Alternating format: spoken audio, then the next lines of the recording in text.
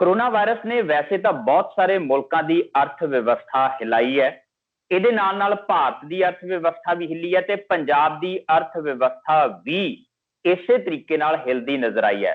पर corona virus का करके सरकारां हिलदियां होण जां वड्डे पद्धर ते सरकारां दे विच हिलजुल हुंदी होवे, ਇਹ ਆਪਣੇ तरीके का ਵੱਖਰਾ ही एक रंग पंजाब दे विच देखण नूं मिलिया। क्योंकि जिस तरीके नाल मुख सकत्तर ते मंत्रियों का रेड़का पिया आ, उस रेड़के ने कई तरीके के सवाल खड़े कर दिते आ। उन्हां सवालों के जवाब किहो जिहे मिल रहे हैं जां भविख दे विच किदां दे जवाब सामने आ सकदे आ, ਉਹਦੇ बारे आपां विस्तारत गल करांगे। इस वेले साडे नाल सीनियर पत्रकार हमीर सिंह जी जुड़े ने। हमीर सिंह जी, सब तो पहले तो टीवी पंजाब ते जी आया कहने आ। जी शुक्रिया। हमीर सिंह जी, जिस तरीके नाल मुख सकत्तर दा रेड़का मंत्रियों नाल पिया आ और उहदे तो बाद कर ते आबकारी विभाग जिहड़ा वापस ले लिया गया, पर कैप्टन साहब ने अहुदे तो नहीं हटाया। जिहड़ी वड्डी मंग मंत्रियों की इस वेले उभर के सामने आई है, अमरिंदर सिंह राजा वड़िंग होरी ट्वीट करदे आ, कारण की लगदा कि इन्ना क्यों हेज जाग रहा है मुख सकत्तर दे नाल मुख मंत्री होरां दा कि इन्ना कुछ होने के बावजूद भी एडे वड्डे इल्जाम अमरिंदर सिंह राजा वड़िंग दे वल्लों लगाए जाने के बावजूद भी मुख सकत्तर नूं अहुदे तो नहीं हटाया, सिर्फ 2 विभाग उहदे कोल वापस ले लिया। ना केवल कला राजा वड़िंग ने इल्जाम लाए ने, पूरी कैबिनेट ने मता पाया। मता पाया कैबिनेट का मता था, सर्वसम्मति का मता, उहदे विच चीफ मिनिस्टर भी शामिल होंदा है। कोई chief minister one of them है, ना कि चीफ मिनिस्टर कोई सुप्रीम चीज होंदी है।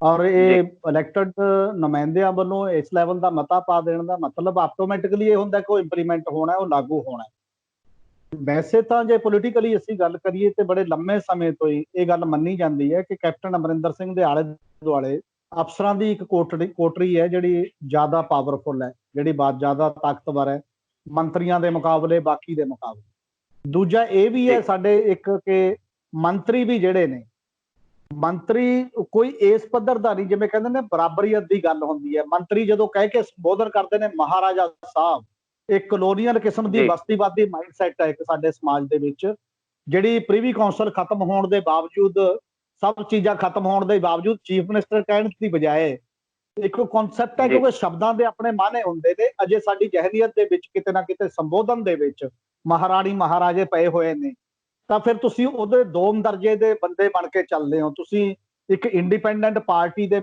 मैंबर होने के नाते अपनी आजाद हैसियत गवा बैठे हो किसी ना किसी रूप दे विच। एक बड़े लंबे समय दे विचों ये वापर रही है। जदों अमरिंदर सिंह की सरकार बनी हो है, बनने तो बाद पहली बार 40 MLA ने लिख के दिल्ली जाके दस्सिया कि जी असी जो वादे कीते सी वो पूरे नहीं हो रहे, सरकार ठीक तरीके नाल चल नहीं रही, अफसर साडी मन नहीं रहे। 2.5 साल तक तो कांग्रेस का प्रेजिडेंट सुनील जाखड़ ते प्लस होर जिहड़े MLA ने वो दोष लाउंदे रहे ने कि अजे तक अकालियां दी सुणदे ने, अधिकारी साडी नहीं सुणदे। सानू अजे पता ही नहीं लग्या कि सरकार कांग्रेस की आ चुकी है या नहीं आ चुकी है। इस हद तक भी ये गल चलती रही, पर जिस पद्धर दे उत्ते ये गल सिमर करती रही, एक्चुअली जिहड़े भी बंदे, जिहड़े MLA या जिहड़े भी लीडर ये आवाज उठाउंदे रहे, लोकां च एक यही परसैप्शन बनी है असल च कि इन्हां दा आपस च लैण देण ते रौला है, लोकां दे सरोकारां ते रौला नहीं है। नहीं तो लोकां ने मुद्दे उठाउंदे, असैंबलियां इस लई हुंदियां ने, पार्टियां इस लई हुंदियां ने, पार्टियां दी मीटिंग कॉल करदे, पार्टियां दे फ्रंटां तो लोकां दे इशू डिस्कस करदे, उन्हां ते प्रैशराइज करदे गवर्नमेंट नूं। पार्टी रूलिंग पार्टी भी कर सकदी हुंदी है जेकर उहदे च उस लैवल ते दम होवे। ਇਹਦੇ ਚੋਂ ਫਿਰ ਇਸੇ ਲਈ ਹੈ ਕਿ ਇਖਲਾਕੀ ਤੌਰ ਤੇ ਜਿਹੜੀ ਪੋਲੀਟੀਕਲ ਕਲਾਸ ਵੀ ਹੈ ਸਾਡੀ, ਜਿਹੜੀ ਅਫਸਰਾਂ ਨਾਲ ਰੌਲਾ ਵੀ ਪਾਉਂਦੀ ਹੈ, ਉਹ ਮੋਰਲੀ ਕਮਜ਼ੋਰ ਹੋਈ ਹੈ, ਇਖਲਾਕੀ ਤੌਰ ਤੇ ਕਮਜ਼ੋਰ ਹੈ। ਉਹ ਡਾਇਰੈਕਟ ਲੋਕਾਂ ਦੇ ਵਿੱਚੋਂ ਰਿਸਕ ਲੈਣ ਲਈ ਤਿਆਰ ਨਹੀਂ। ਔਰ ਤੁਸੀਂ ਦੇਖੋ ਕਿ ਜਿਹੜੇ ਨਵਜੋਤ ਸਿੰਘ ਸਿੱਧੂ ਵਰਗਾ ਬੰਦਾ, ਜਿਹੜਾ ਜਿਹਦੇ ਤੇ ਕਰਪਸ਼ਨ ਦਾ ਇਲਜ਼ਾਮ ਨਹੀਂ ਹੈ, ਜਿਹਨੂੰ ਲੋਕ ਇਸ ਲੈਵਲ ਤੇ ਵੀ ਚਾਹੁੰਦੇ ਨੇ, ਚੁੱਪ ਕਰਕੇ ਬੈਠ ਜਾਂਦਾ, ਮੁੜ ਕੇ ਲੋਕਾਂ ਦੀ ਮੋਬਿਲਾਈਜੇਸ਼ਨ ਥੋੜੀ ਕਰ ਰਿਹਾ ਜਾ ਕੇ। चुप करना थोड़ी हुंदा कि लोकां दे विच जाना हुंदा, तुसीं लोकां दे स्टेट दे विच जाके अपनी गल कहनी हुंदी है ते लोकां दे सही मुद्दे उठाने हुंदे ने, वो नहीं उठा रही। और जिन्नी क मेरी इन्फॉर्मेशन है कि जिहड़ी कैबिनेट मीटिंग तो बाद कुछ मंत्री जिहड़े इधर उधर करदे सी, उन्हां नूं तां मैनेज करन दे जां उन्हां नूं इस लैवल दे कई कमजोरियां फड़ के थ्रैट करन दे तरीके भी अपनाए जाण लगे, जिहड़े ताकि अगे ना उस लैवल दा कोई बोले। शायद उससे तो संकेत मिल रहे हैं। मैं एदा भी ਮਾਫ ਕਰਨਾ ਮੈਂ ਰੋਕ ਰਿਹਾ, ਮੈਂ ਇਹਦਾ ਵੀ ਜ਼ਿਕਰ ਕਰਨਾ ਸੀਗਾ ਕਿਉਂਕਿ ਸਿੱਧੇ ਰੂਪ ਦੇ ਵਿੱਚ ਚਰਨਜੀਤ ਚੰਨੀ ਹੋਰਾਂ ਦਾ ਨਾਮ ਆਉਂਦਾ, ਤ੍ਰਿਪਤ ਰਜਿੰਦਰ ਬਾਜਵਾ ਹੋਰਾਂ ਦਾ ਇਸ ਮਾਮਲੇ ਦੇ ਵਿੱਚ ਨਾਮ ਆਉਂਦਾ। ਪਰ ਇਹਦੇ ਤੋਂ ਪਹਿਲਾਂ ਜਿਹੜੀ ਮੁੱਖ ਸਕੱਤਰ ਤੇ ਮੁੱਖ ਮੰਤਰੀ ਦੀ ਗੱਲ ਕਰਦੇ ਪਏ ਆ, ਮੁੱਖ ਮੰਤਰੀ ਦੇ ਲਈ ਮੁੱਖ ਸਕੱਤਰ ਵੱਡਾ ਇਸ ਵੇਲੇ ਨਜ਼ਰ ਆ ਰਿਹਾ ਤੁਹਾਨੂੰ, ਜਾਂ ਫਿਰ ਲੋਕਾਂ ਦੇ ਚੁਣੇ ਹੋਏ ਨੁਮਾਇੰਦਿਆਂ ਦੀ ਜਿਹੜੀ ਨਾਰਾਜ਼ਗੀ ਹੈ, ਜਿਹੜਾ ਮਤਾ ਪੁਗਾਇਆ ਗਿਆ ਸਾਰਿਆਂ ਦੇ ਵੱਲੋਂ ਸਰਬਸੰਮਤੀ ਦੇ ਨਾਲ, ਉਹ ਵੱਡਾ ਨਜ਼ਰ ਆ ਰਿਹਾ? ਕਿਉਂਕਿ ਦੋਨਾਂ ਦੇ ਵਿੱਚ ਜਿਹੜਾ ਫੈਸਲਾ ਆ ਮੁੱਖ ਮੰਤਰੀ ਦਾ, ਉਹ ਕਿਤੇ ਨਾ ਕਿਤੇ ਝੋਲ ਖਾਂਦਾ ਨਜ਼ਰ ਆ ਰਿਹਾ ਕਿ ਮੰਤਰੀਆਂ ਦੀ ਸੁਣਵਾਈ ਤਾਂ ਕੀਤੀ ਪਰ ਉਸ ਕਦਰ ਨਹੀਂ ਕੀਤੀ, ਸਜ਼ਾ ਦਿੱਤੀ ਹੈ ਜਾਂ ਕਾਰਵਾਈ ਕੀਤੀ ਹੈ ਮੁੱਖ ਸਕੱਤਰ ਤੇ, ਪਰ ਉਸ ਵੱਡੇ ਪੱਧਰ ਤੇ ਨਹੀਂ ਕੀਤੀ। ਨਹੀਂ, ਮੈਨੂੰ ਇਹ ਲੱਗਦਾ ਕਿ ਮੰਤਰੀਆਂ ਦੀ ਸੁਣਵਾਈ ਹੋਈ ਹੋ ਨਹੀਂ। ਮੰਤਰੀਆਂ ਦੀ ਸੁਣਵਾਈ ਹੋਈ ਹੋਵੇ, ਕੈਬਨਿਟ ਸਰਬਸੰਮਤੀ ਨਾਲ ਮਤਾ ਪਾਵੇ, ਕੈਬਨਿਟ ਆਲੇ ਨਾਲ ਹੁੰਦੀ ਹੈ, ਚੀਫ ਮਿਨਿਸਟਰ ਆਲੇ ਨਾਲ ਨਹੀਂ ਹੁੰਦਾ।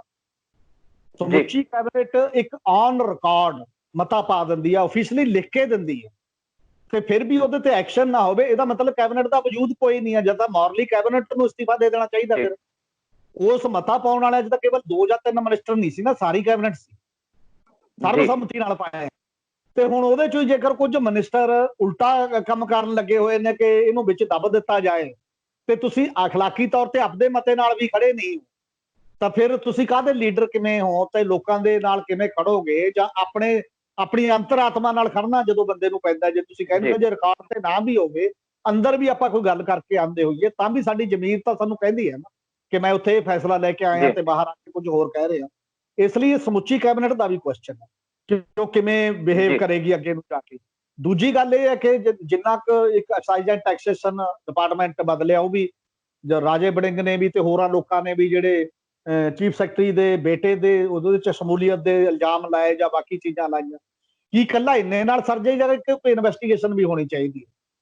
ਜਿਵੇਂ ਆਪੋਜੀਸ਼ਨ ਵੀ ਇੱਕ ਆਵਾਜ਼ ਉਠਾ ਰਹੀ ਹੈ ਕਿ ਜੇ ਇਸ ਲਾਕਡਾਊਨ ਦੌਰਾਨ ਜਿੰਨੀ ਸ਼ਰਾਬ ਵਿਕੀ ਹੈ ਉਹਦੇ ਚ ਪੈਸਾ ਕਿੱਧਰ ਗਿਆ, ਇਹਦੀ ਕੋਈ ਇਨਵੈਸਟੀਗੇਸ਼ਨ ਹੋਣੀ ਚਾਹੀਦੀ ਹੈ। ਇਹਦੇ ਤੇ ਤਾਂ ਸਾਇਲੈਂਸ ਹੈ। ਤੇ ਇਸ ਨੂੰ ਵੀ ਮੁੱਖ ਮੰਤਰੀ ਨੂੰ 2 ਦਿਨ ਲੱਗੇ। ਜੇਕਰ ਹੁਣ ਅੱਗੇ ਤੋਂ ਇਹ ਦੇਖਣਾ ਬਹੁਤ ਦਿਲਚਸਪ ਹੈ ਕਿ ਕੀ ਚੀਫ ਸੈਕਟਰੀ ਤੋਂ ਬਿਨਾਂ ਕੈਬਨਿਟ ਹੋਏਗੀ ਹੁਣ ਜਿਹੜੀ ਅਗਲੀ ਹੋਏਗੀ। ਜੇ ਚੀਫ ਸੈਕਟਰੀ ਦੇ ਸਮੇਤ ਹੋਏਗੀ ਤਾਂ ਜਿਹੜੇ ਮੰਤਰੀ ਨੇ ਉਹ ਪੁਰਾਣੀ ਤਨਖਾਹ ਤੇ ਕੰਮ ਕਰਕੇ ਮੁੜ ਕੇ ਆ ਕੇ ਬਹਿ ਜਾਣਗੇ ਆਪਣੇ ਆਪਣੇ ਇੰਟਰਸਟ ਦੇ ਵਾਸਤੇ, ਜਾਂ ਬਾਹਰ ਰਹਿਣਗੇ ਔਰ ਬਾਹਰ ਰਹਿ ਕੇ ਆਪਣੀ ਲੜਾਈ ਲੜਨਗੇ, ਜਾਂ ਤਿਆਗ ਪੱਤਰ ਦੇ ਦੇਣਗੇ ਜੇ ਇਸ ਲੈਵਲ ਤੇ ਹੁੰਦਾ। ਮੈਨੂੰ ਲੱਗਦਾ ਤੇ ਰਿਐਕਟ ਕਰਨਾ ਚਾਹੀਦਾ ਸੀ ਸਾਰੇ ਮੰਤਰੀਆਂ ਨੂੰ ਕਿਸ ਤਰ੍ਹਾਂ। ਅਜੇ ਤੱਕ ਮੰਤਰੀ ਬੋਲੇ ਨਹੀਂ ਹੈ ਉਸ ਪੱਧਰ ਦੇ, ਔਰ ਜਿਹਦੇ ਚੋਂ ਅਜੇ ਤੱਕ ਬੋਲੇ ਨਹੀਂ, ਅਜੇ ਤੱਕ ਓਪਨਲੀ ਕੋਈ ਨਹੀਂ ਬੋਲੇ। ਮਨਪ੍ਰੀਤ ਬਾਦਲ ਨੇ ਅਮਰਿੰਦਰ ਸਿੰਘ ਰਾਜਾ ਵੜਿੰਗ ਦੇ ਟਵੀਟ ਦੇ ਉੱਤੇ ਰਿਪਲਾਈ ਸੁਖਜਿੰਦਰ ਸਿੰਘ ਰੰਧਾਵਾ ਨੇ ਜ਼ਰੂਰ ਕੀਤਾ ਆ ਕਿ ਮੈਂ ਅਮਰਿੰਦਰ ਸਿੰਘ ਰਾਜਾ ਵੜਿੰਗ ਦੇ ਨਾਲ ਸਹਿਮਤ ਹਾਂ ਤੇ ਜਾਂਚ ਇਸ ਮਾਮਲੇ ਦੀ ਹੋਣੀ ਚਾਹੀਦੀ, ਕਿਉਂਕਿ 600 ਕਰੋੜ ਦੇ ਘਾਟੇ ਦੀ ਗੱਲ ਕਰਦੇ ਆ ਮਾਲੀਏ ਦੀ, ਤੇ ਉਹ ਸਿੱਧੇ ਇਲਜ਼ਾਮ 600 ਕਰੋੜ ਦੇ ਲੱਗਦੇ ਨੇ ਮੁੱਖ ਸਕੱਤਰ ਦੇ ਉੱਤੇ। ਉਹਨਾਂ ਦੇ ਕਹਿਣ ਦੇ ਮੁਤਾਬਕ ਤਾਂ ਫਿਰ ਇਹ ਮੰਨ ਲਿਆ ਜਾਵੇ ਕਿ ਇਹ ਵੀ ਇੱਕ ਘਪਲਾ ਹੈਗਾ ਤੇ ਇਸ ਘਪਲੇ ਨੂੰ ਵੀ ਦੱਬਣ ਦੀ ਕੋਸ਼ਿਸ਼ ਕੀਤੀ ਜਾ ਰਹੀ ਹੈ। ਜਦੋਂ ਵੀ ਕੋਈ ਸੀਰੀਅਸ ਇਲਜ਼ਾਮ ਲੱਗਦਾ ਹੈ, ਆਪਣੀ ਉਹ ਪਾਰਟੀ ਚੋਂ ਬੰਦੇ ਲਾਉਂਦੇ ਹੋਣ, ਤਾਂ ਲੋਕਾਂ ਦੇ ਸਾਹਮਣੇ ਜਵਾਬਦੇਹ ਹੁੰਦੀ ਹੈ ਸਰਕਾਰ। ਉਹ ਚੋਂ ਕੁਝ ਨਿਕਲਦਾ ਨਹੀਂ ਨਿਕਲਦਾ, ਦੋਸ਼ੀ ਕੋਈ ਸਾਬਤ ਹੁੰਦਾ ਨਹੀਂ, ਜਾਂਚ ਕਰਾਉਣਾ ਤਾਂ ਉਹਦੀ ਡਿਊਟੀ ਹੁੰਦੀ ਹੈ, ਇਨਵੈਸਟੀਗੇਸ਼ਨ ਕਰਨਾ ਤਾਂ ਉਹਦੀ ਜ਼ਿੰਮੇਵਾਰੀ।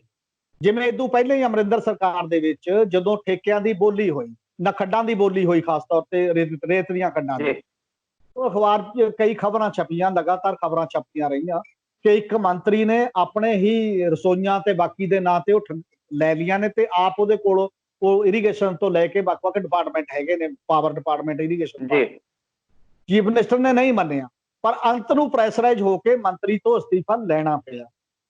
ਤੇ ਕੀ ਅਸੀਂ ਮਤਲਬ ਅੰਤਮ ਦਮ ਤੱਕ ਜਿਹੜਾ ਚੀਫ ਮਿਨਿਸਟਰ ਇਹ ਕਹਿ ਰਿਹਾ ਹੋਵੇ ਕਿ ਮੈਂ ਪ੍ਰਸ਼ਾਸਨ ਚੰਗਾ ਦੇ ਰਿਹਾ, ਮੈਂ ਲੋਕਾਂ ਦਾ ਖਿਆਲ ਰੱਖ ਰਿਹਾ, ਤਾਂ ਜੇ ਉਹ ਉਸ ਲੈਵਲ ਦੇ ਇਲਜ਼ਾਮਾਂ ਨੂੰ ਵੀ ਲਗਾਤਾਰ ਦਬਾਉਣ ਦੀ ਉਹਦੇ 'ਚ ਪਿਆ ਰਹੇਗਾ, ਕੋਸ਼ਿਸ਼ ਪਿਆ ਰਹੇਗਾ, ਤਾਂ ਡਾਊਟ ਤਾਂ ਚੀਫ ਮਿਨਿਸਟਰ ਤੇ ਵੀ ਉੱਠੇਗਾ। ਉਸ ਪੱਧਰ ਦਾ ਸਵਾਲ ਤਾਂ ਹੁੰਦਾ ਹੀ ਹੈ। ਜਿਵੇਂ ਕਹਿੰਦੇ ਨੇ ਕਿ ਇਨਸਾਫ ਮਤਲਬ ਕਰਨਾ ਹੀ ਨਹੀਂ ਚਾਹੀਦਾ, ਇਨਸਾਫ ਲੱਗਣਾ ਵੀ ਚਾਹੀਦਾ ਕਿ ਹੋਏ, ਤੇ ਇਨਸਾਫ ਤਾਂ ਹੀ ਹੁੰਦਾ ਕਿ ਜਿਹੜੇ ਡਾਊਟ ਲੋਕ ਕਰਦੇ ਨੇ। ਨਹੀਂ ਤੁਸੀਂ ਆਪਣੀ ਪਾਰਟੀ ਦੇ ਬੰਦਿਆਂ ਦੇ ਖਿਲਾਫ ਕਾਰਵਾਈ ਕਰੋ, ਜੇ ਉਹ ਗਲਤ ਕਹਿੰਦੇ ਤੁਹਾਨੂੰ ਇਹ ਲੱਗਦਾ ਤੇ ਰਾਜੇ ਵੜਿੰਗ ਦੇ ਖਿਲਾਫ ਪਾਰਟੀ ਕਾਰਵਾਈ ਕਰੇ, ਚੀਫ ਮਿਨਿਸਟਰ ਇਹ ਸਟੈਂਡ ਲਵੇ। ਜਿਹੜੇ ਵੀ ਮੰਤਰੀ ਕਹਿੰਦੇ ਨੇ, ਸੁਖਜਿੰਦਰ ਰੰਧਾਵਾ ਜੇ ਕਹਿ ਰਿਹਾ ਕਿ ਰਾਜੇ ਵੜਿੰਗ ਦੀ ਗੱਲ ਠੀਕ ਹੈ, ਤਾਂ ਸੁਖਜਿੰਦਰ ਰੰਧਾਵਾ ਦੇ ਖਿਲਾਫ ਮੰਤਰੀ ਦੇ ਤੌਰ ਤੇ ਕੋਈ ਨਾ ਕੋਈ ਐਕਸ਼ਨ ਲੈ ਲਓ, ਉਹ ਵੀ ਠੀਕ ਹੈ, ਉਹ ਵੀ ਠੀਕ ਹੈ, ਦੋਨੇ ਨਹੀਂ ਨਾ ਚੱਲ ਸਕਦੇ ਕਿਸੇ ਦੀ। ਪਰ ਪੰਜਾਬ ਦੇ ਲੋਕ ਕੋਈ ਸਿਰਾ ਬੰਨਾ ਫੜਨਾ ਪੈਗਾ, ਕੋਈ ਇੱਕ ਸਟੈਂਡ ਲੈ ਲਓ, ਜੇ ਅਫਸਰ ਨਾਲ ਹੀ ਖੜਨਾ, ਅਫਸਰ ਬਿਲਕੁਲ ਪਾਕ ਕੋਈ ਤਰ੍ਹਾਂ ਤੁਹਾਨੂੰ ਲੱਗਦਾ ਤਾਂ ਆਪਦੇ ਬੰਦਿਆਂ ਖਿਲਾਫ ਕਾਰਵਾਈ ਕਰਨਾ। ਜੇਕਰ ਇਹ ਤੁਹਾਨੂੰ ਠੀਕ ਲੱਗਦੇ ਨੇ ਕਿ ਨਹੀਂ ਕੁਝ ਕਹਿ ਰਹੇ ਨੇ ਮੇਰੇ ਸਾਥੀ ਨੇ ਪੋਲੀਟੀਕਲੀ ਉਹ ਵੀ ਪਾਰਟੀ ਦਾ ਹਿੱਸਾ ਨੇ ਬਹੁਤ ਵੱਡਾ, ਤੇ ਤਾਂ ਫਿਰ ਉਹਨਾਂ ਦੀ ਮੰਨ ਕੇ ਤੇ ਤੁਸੀਂ ਦੂਜੇ ਪਾਸੇ ਕਾਰਵਾਈ ਕਰੋ। ਅੱਛਾ, ਇੱਕ ਚੀਜ਼ ਜ਼ਰੂਰ ਹੈ ਹਮੀਤ ਸਿੰਘ ਜੀ, ਜੋ ਅਸੀਂ ਇਸ ਦੌਰ ਕਰੋਨਾ ਮਹਾਮਾਰੀ ਦੇ ਦੌਰਾਨ ਜਿਹੜਾ ਆ ਉਹ ਕਹਿ ਸਕਦੇ ਜਦੋਂ ਸਰਕਾਰਾਂ ਨੂੰ ਸੰਜੀਦਾ ਰੂਪ ਚ ਕੰਮ ਕਰਨਾ ਚਾਹੀਦਾ ਆ, ਜ਼ਿਆਦਾ ਤਨਦੇਹੀ ਨਾਲ ਕੰਮ ਕਰਨਾ ਚਾਹੀਦਾ, ਲੋਕਾਂ ਦੇ ਨਾਲ ਖੜਦੇ ਨਜ਼ਰ ਆਉਣਾ ਚਾਹੀਦਾ, ਉਹਨਾਂ ਹਾਲਾਤਾਂ ਦੇ ਵਿੱਚ ਇੱਕ ਤਾਂ ਕਾਂਗਰਸ ਦੀ ਆਪਸੀ ਭਾਟੋ ਧਾੜ ਵੱਧਦੀ ਨਜ਼ਰ ਆ ਰਹੀ ਹੈ, ਦੂਸਰੀ ਜਿਹਨੇ ਸਰਕਾਰ ਦੀ ਅਗਵਾਈ ਕਰਨੀ ਹੈ ਮੁੱਖ ਮੰਤਰੀ ਵੈਸੇ ਇਕਾਂਤਵਾਸ ਦੇ ਵਿੱਚ ਮਰੀਜ਼ਾਂ ਨੂੰ ਭੇਜਿਆ ਜਾ ਰਿਹਾ ਪਰ ਅਗਿਆਤਵਾਸ ਦੇ ਵਿੱਚ ਨਜ਼ਰ ਆ ਰਹੇ ਨੇ ਮੁੱਖ ਮੰਤਰੀ ਕੈਪਟਨ ਅਮਰਿੰਦਰ ਸਿੰਘ ਹੋਰੀ, ਵੀਡੀਓ ਦੇ ਰਾਹੀਂ ਕਾਲ ਦੇ ਰਾਹੀਂ ਕੋਈ ਟਾਮੀ ਵੀਡੀਓ ਆਉਂਦੀ ਉਦੋਂ ਹੀ ਲੱਗਦਾ ਹੈ ਕਿ ਮੁੱਖ ਮੰਤਰੀ ਹੋਰੀ ਪੰਜਾਬ ਹੈਗੇ, ਵਰਨਾ ਉਹ ਕਿੱਥੇ ਆ ਤੇ ਕਿੱਥੋਂ ਸਰਕਾਰ ਚਲਾ ਰਿਹਾ ਇਹਦਾ ਕੱਖ ਨਹੀਂ ਪਤਾ। ਲੱਗਦਾ ਕਿ ਜਿਹੜੇ ਪਿਛਲੇ ਲੰਬੇ ਸਮੇਂ ਤੋਂ ਸੁਖਬੀਰ ਬਾਦਲ ਹੋਰੀ ਵੀ ਇਲਜ਼ਾਮ ਲਾਉਂਦੇ ਆ, ਬਾਕੀ ਧਿਰਾਂ ਵੀ ਇਲਜ਼ਾਮ ਲਾ ਰਹੀਆਂ ਕਿ ਇਸ ਵਾਰ ਦਾ ਕਾਰਜਕਾਲ ਕੈਪਟਨ ਅਮਰਿੰਦਰ ਸਿੰਘ ਦਾ ਉਹਨਾਂ ਵਧੀਆ ਨਹੀਂ ਹੈ ਜਿੰਨਾ ਪਹਿਲੀਆਂ ਸਰਕਾਰਾਂ ਚ ਉਹਨਾਂ ਨੇ ਕੀਤਾ ਸੀਗਾ ਕੰਮ।